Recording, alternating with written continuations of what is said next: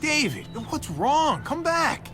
I came here to reconnect. Instead, you just want to show me up.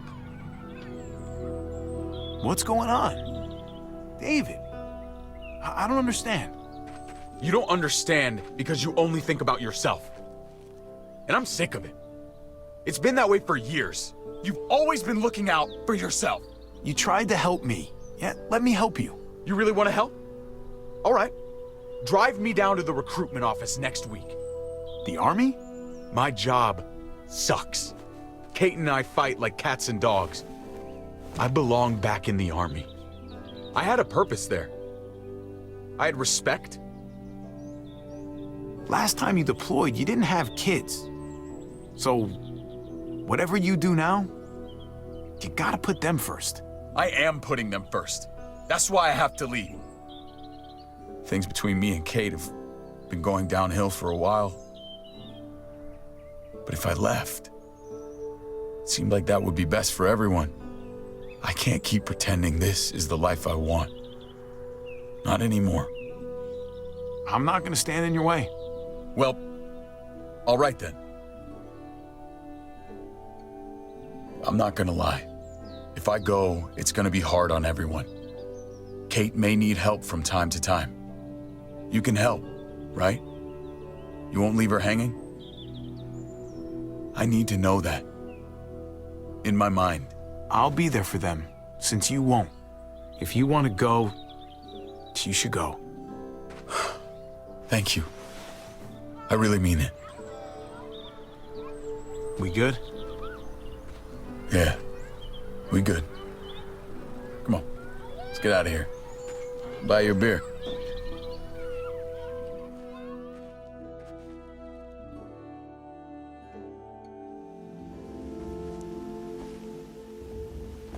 Take this to remember.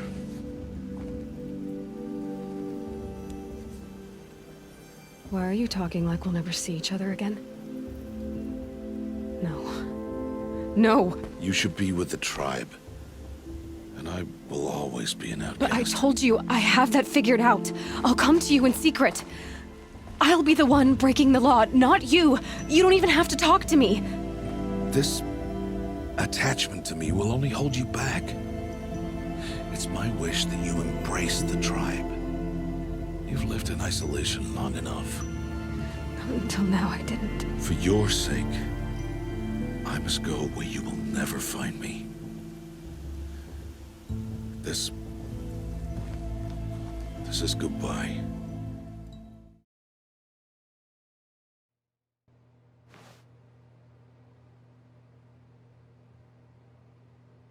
Oh, Stanley, is that you? Hold on, sweetie. Sorry to keep you waiting. I'm just pulling the bread out of the oven. All right. Okay, there we go. All right, now, I want you to come in and tell me all about your day. Gotcha! Oh, come on. Did you actually think you had a loving wife who'd want to commit their life to you? I'm trying to make a point here, Stanley. I'm trying to get you to see something. Come inside. Let me show you what's really going on here. This is a very sad story about the death of a man named Stanley.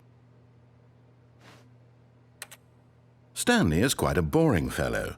He has a job that demands nothing of him, and every button that he pushes is a reminder of the inconsequential nature of his existence.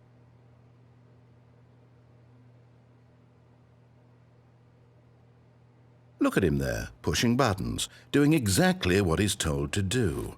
Now he's pushing a button. Now he's eating lunch. Now he's going home. Now he's coming back to work. One might even feel sorry for him, except that he's chosen this life.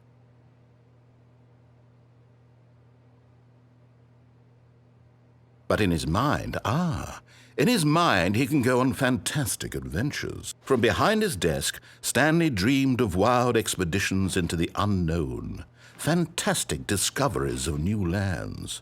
It was wonderful. And each day that he returned to work was a reminder that none of it would ever happen to him. And so he began to fantasize about his own job.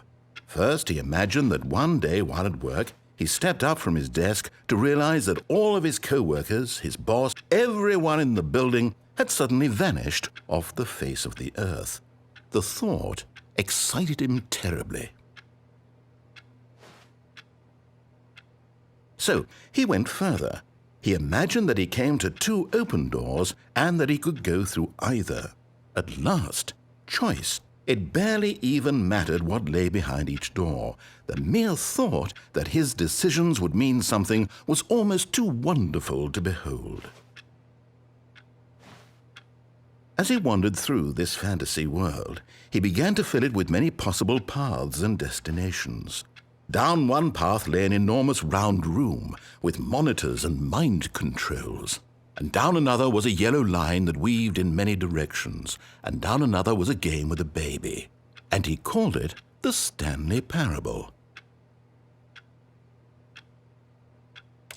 It was such a wonderful fantasy, and so in his head he relived it again, and then again, and again, over and over, wishing beyond hope that it would never end, that he might always feel this free. Surely there's an answer down some new path, mustn't there be? Perhaps if he played just one more time. But there is no answer. How could there possibly be? In reality, all he's doing is pushing the same buttons he always has. Nothing has changed. The longer he spends here, the more invested he gets, the more he forgets which life is the real one. And I'm trying to tell him this, that in this world he can never be anything but an observer, that as long as he remains here, he's slowly killing himself. But he won't listen to me. He won't stop. Here, watch this. Stanley, the next time the screen asks you to push a button, do not do it.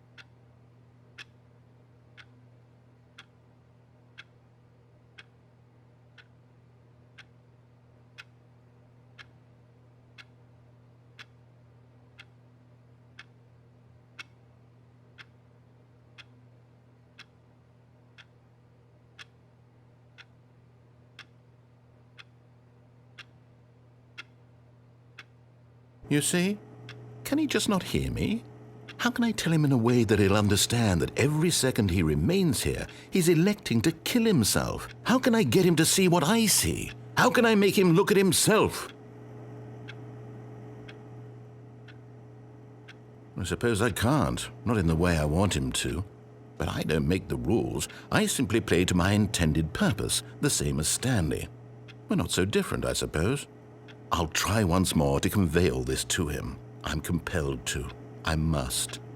Perhaps, well, maybe this time he'll see. Maybe this time. And I tried again, and Stanley pushed a button. And I tried again, and Stanley pushed a button. And I Coming to a staircase, Stanley walked upstairs to his boss's office. But Stanley just couldn't do it. He considered the possibility of facing his boss. Admitting he had left his post during work hours, he might be fired for that. And in such a competitive economy, why had he taken that risk? All because he believed everyone had vanished? His boss would think he was crazy. And then something occurred to Stanley. Maybe, he thought to himself, maybe I am crazy. All of my co-workers blinking mysteriously out of existence in a single moment for no reason at all? None of it made any logical sense.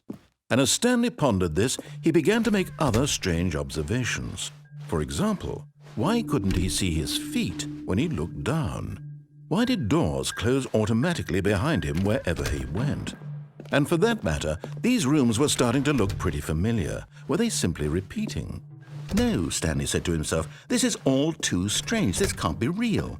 And at last, he came to the conclusion that had been on the tip of his tongue. He just hadn't found the words for it. I'm dreaming, he yelled. This is all a dream. Oh, what a relief Stanley felt to have finally found an answer, an explanation. His co-workers weren't actually gone. He wasn't going to lose his job. He wasn't crazy after all. and he thought to himself, I suppose I'll wake up soon. I'll have to go back to my boring real-life job pushing buttons. I may as well enjoy this while I'm still lucid. So he imagined himself flying and began to gently float above the ground. Then he imagined himself soaring through space on a magical starfield, and it too appeared. It was so much fun, and Stanley marveled that he had still not woken up. How was he remaining so lucid? And then perhaps the strangest question of them all entered Stanley's head. One he was amazed he hadn't asked himself sooner. Why is there a voice in my head dictating everything that I'm doing and thinking? Now the voice was describing itself being considered by Stanley, who found it particularly strange. I'm dreaming about a voice describing me, thinking about how it's describing my thoughts, he thought. And while he thought it all very odd and wondered if this voice spoke to all people in their dreams, the truth was that, of course, this was not a dream. How could it be? Was Stanley simply deceiving himself, believing that if he's asleep, he doesn't have to take responsibility for himself? Stanley is as awake right now as he's ever been in his life. Now, hearing the voice speak these words was quite a shock to Stanley. After all, he knew for certain, beyond a doubt, that this was in fact a dream. Did the voice not see him float and make the magical stars just a moment ago? How else would the voice explain all that? This voice was a part of himself too. Surely, if he could just... He would prove it. He would prove that he was in control, that this was a dream. So he closed his eyes gently, and he invited himself to wake up. He felt the cool weight of the blanket on his skin, the press of the mattress on his back, the fresh air of a world outside this one. Let me wake up, he thought to himself. I'm through with this dream. I wish it to be over. Let me go back to my job. Let me continue pushing the buttons. Please, it's all I want. I want my apartment, and my wife, and my job. All I want is my life exactly the way it's always been. My life is normal. I am normal. Everything will be fine. I am okay.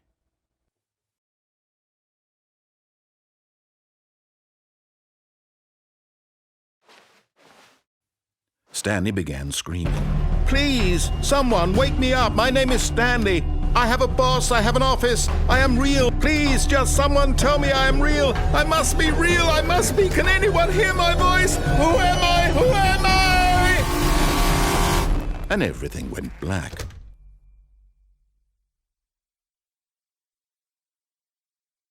This is the story of a woman named Mariella. Mariella woke up on a day like any other. She arose, got dressed, gathered her belongings, and walked to her place of work. But on this particular day, her walk was interrupted by the body of a man who had stumbled through town talking and screaming to himself, and then collapsed dead on the sidewalk.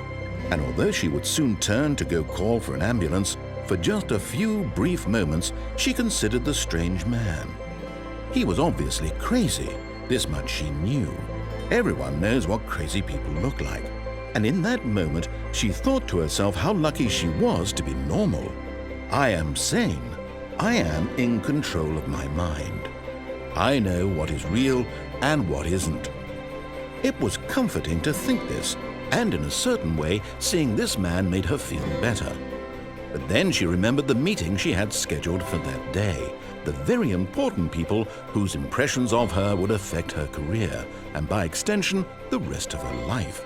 She had no time for this, so it was only a moment that she stood there, staring down at the body. And then she turned and ran.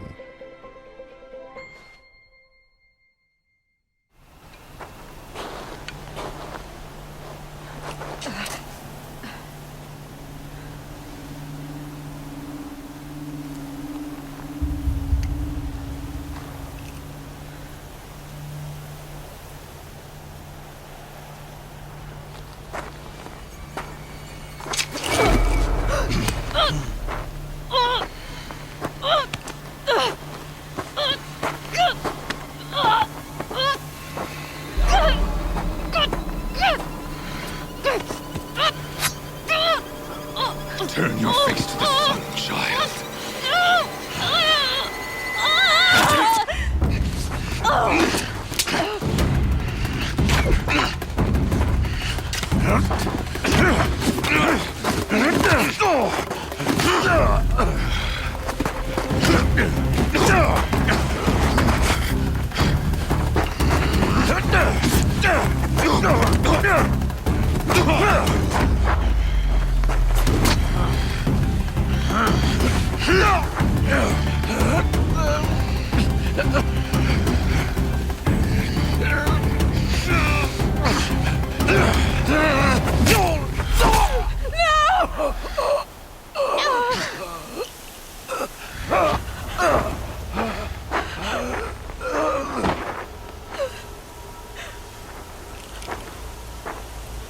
Burn it all, then to your task. As you command.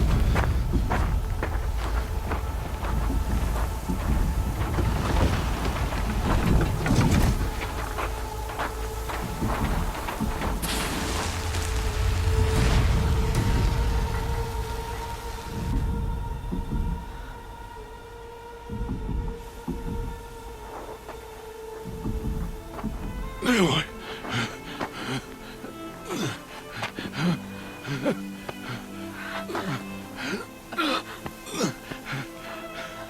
Aloy.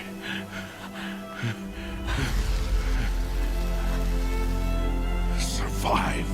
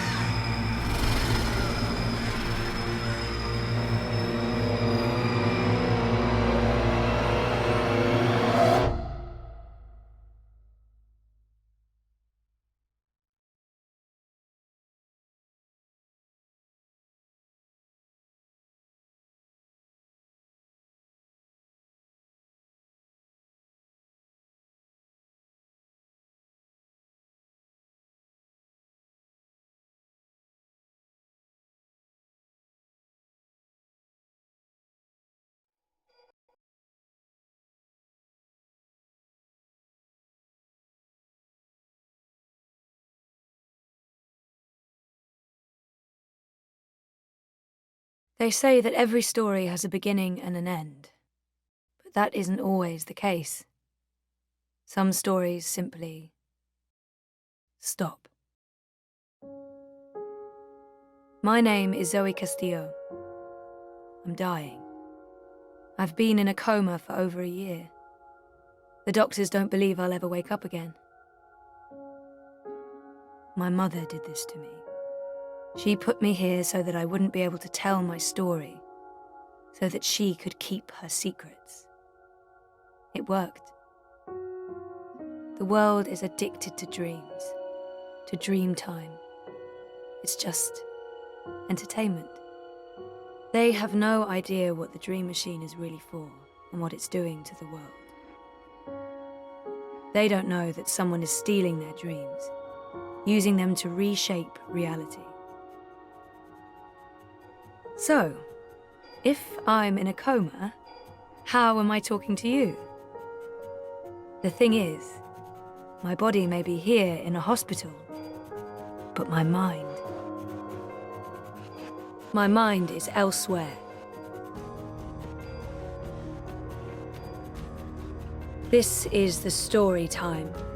It's the place between. And it's my home now. This place where all stories begin and end, including mine.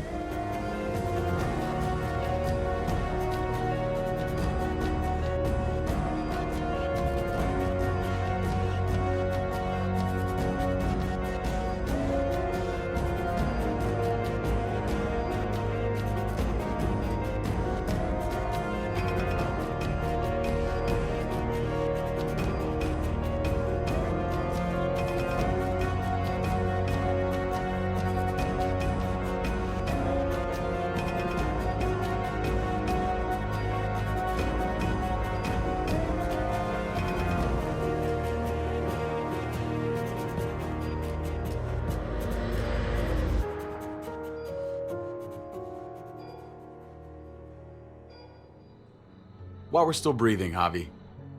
I'm letting the bones speak to me. Oh my God. Oh, I think I can hear them. They're saying, "You're gonna lose, come mierda, so play already." I must have inherited patience from Ma. Oh, come on, man. Calm down, David. Victoria. Carajo, I was so close.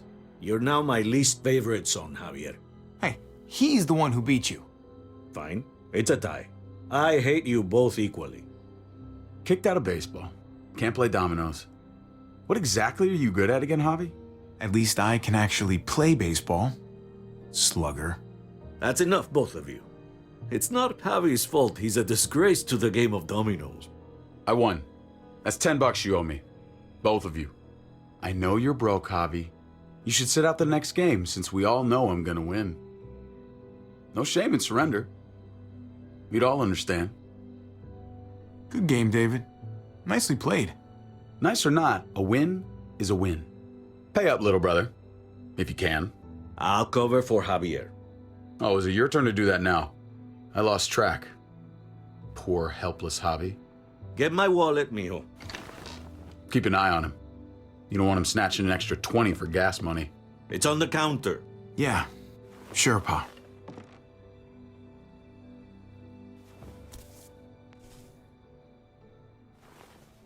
Pa? What's this?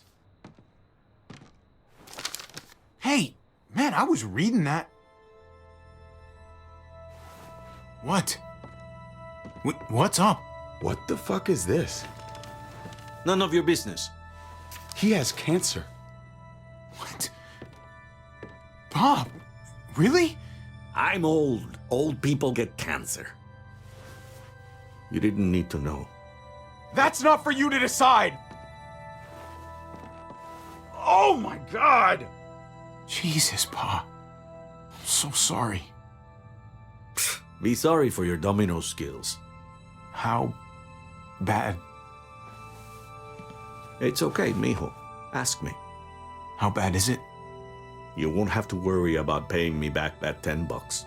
Oh, Jesus fucking Christ, Pa. Hey, settle, David. Now, You haven't told Mama. and neither will either of you. You hear me? Mouth shut.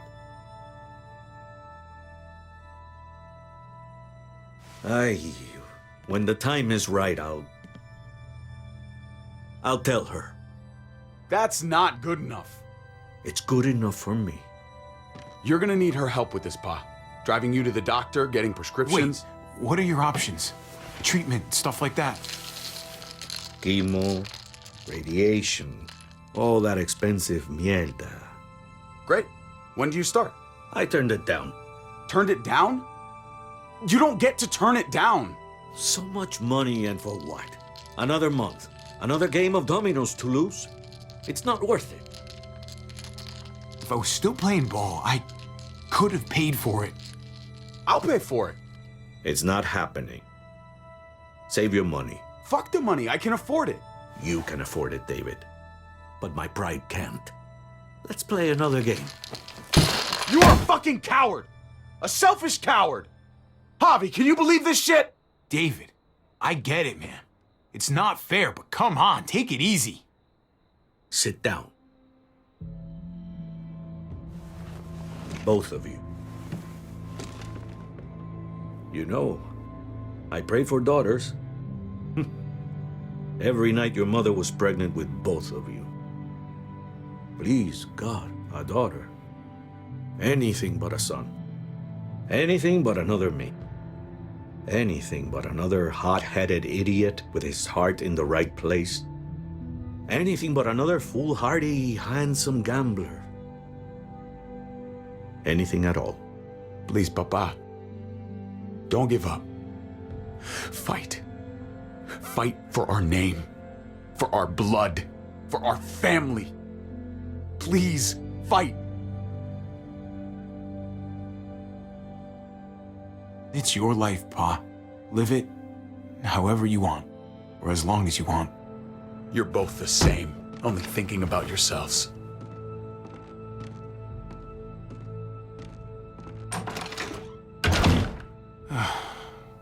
Don't worry, Pa. He'll come around. You should have supported him. Wait, what? I'm on your side. Still, I'm gonna be a name carved in stone before you know it, Javier. That'll be me. Letters on a rock that nobody wants to visit. I know you think you're strong enough to handle that alone. And so does your brother. And you're both wrong. You have to take care of each other. You two are all I'll leave behind. Like Gabe and Mariana will be for David. Legacy, Javier. It's all anyone leaves behind. That and their bones. Be brothers. Before it's too late. That's not too much to ask. One last favor for your old man. Okay, Pa. I'll try. As hard as you can. As hard as I can. I still need to pay David. Pa. Oye, if you had just won the game, we wouldn't have had this problem. So you're blaming me for all this? I'm depending on you, mijo. We both are.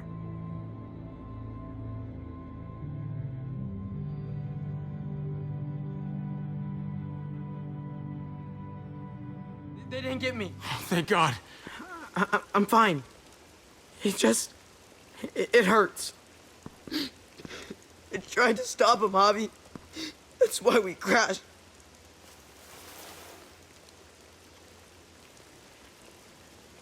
You came after me, Javi. After everything I've done. What are you talking about? I was always arguing, always making life harder. And I was a bad son. I wouldn't have come after me. You had your moments from time to time. Nothing I couldn't handle. I'm gonna be better from now on. I swear. Gabe, you okay? Yeah. Thanks to you guys.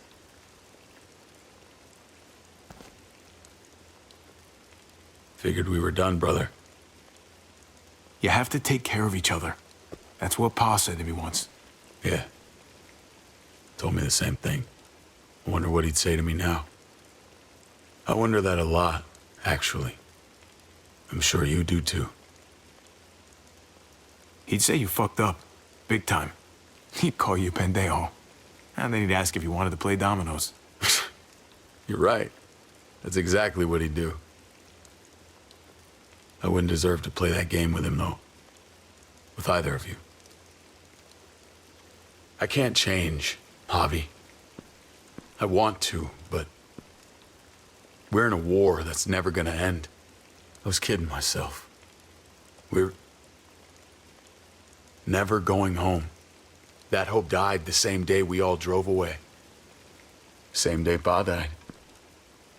That's the last lesson he taught me. I had to teach it to my son, too. Someone had to. Finally. We are still your family, David. There's hope here. And there will always be hope here, brother. I'll take clarity over hope any day. We're going back to Richmond. We have to help Kate. I can't face Kate, Javi. I can't see that different look in her eyes. Or yours. I can't. It's too much. Too much for anyone to handle. You should come back with us. Thanks. But too much has changed, Javi. That doesn't matter. Maybe it doesn't matter to you. Legacy, David. It's all anyone leaves behind. Figure out the kind you want.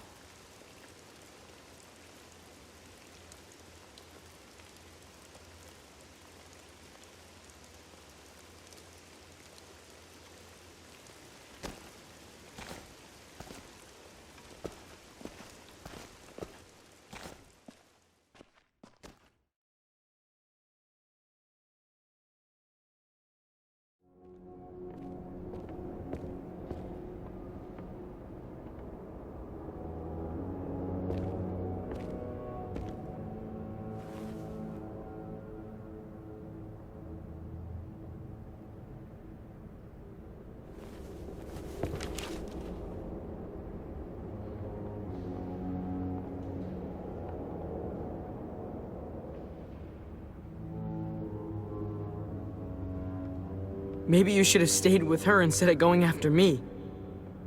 Maybe she'd be okay. Maybe you wouldn't be. I was such an asshole to her. All the time. I'm sorry, Kate. It's okay, buddy. Who isn't an asshole nowadays? It's not a nice world. Why should you be any different? I just wish I could have apologized in person.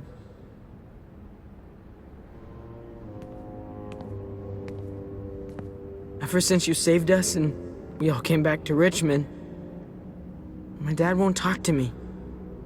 Not after what happened. Yeah, he won't talk to me either. But I think I know why. I'm surprised, though. Why won't he talk to you? I tried to stop him, Javi. That's why we hit the muertos. I thought that if we just went back, I thought I could save him. I thought I had to. Someone has to. It's not hopeless. We'll take care of him. You and me. Together. Sure.